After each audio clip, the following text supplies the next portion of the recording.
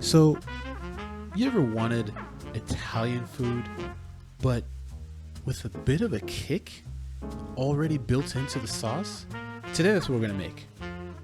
First, you cover your pan with olive oil. Then you add in your San Marzano tomatoes. San Marzano because those are the best for flavor and for color. Ooh, my cat in the back looking at what we're making. 3 tablespoons of tomato paste, some cloves of garlic roughly chopped. You can finely chop them, probably better if you finely chop them. 2 teaspoons of salt. Add salt to taste, please, because if you're not tasting what you're making in this case, you're gonna struggle. Notice the leaves of basil in there already. You can add those, or you can buy the can of San Marzano tomatoes with them in there. Next, I started on my meatballs. Here's my favorite part.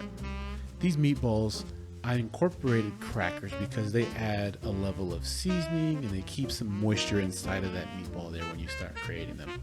I like to add strange things, and this is what I had in hand. I didn't have any saltines. So, inside of that is also a habanero, parmesan, and crouton mixture that I made the prior day, and it worked perfectly for the flavor. It had enough salt in it. It was great.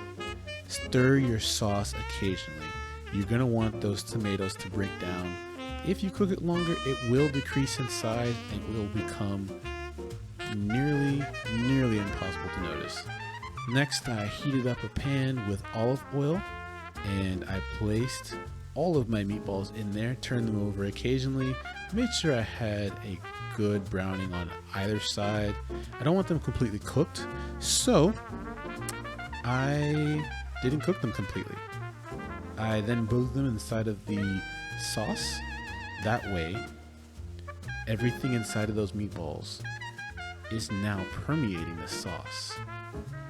And then you add that leftover olive oil into the sauce, where it adds even more rich flavors with the meat scraps. That is just teeth kiss right there. That's perfect. So you let all that simmer, let it come to a boil, season to taste, please. I added oregano and some more basil. Next, I started to serve my spaghetti noodles. Now, the trick to this is you take that spaghetti ladle and you use the center of it to measure out a portion. So this recipe is designed to feed a smaller amount of people. One 12-ounce can will make at least enough for 3 to 4 people. You can add in a couple more ounces. Share this with friends, like it, subscribe, all that fun stuff. See you next time. Thanks.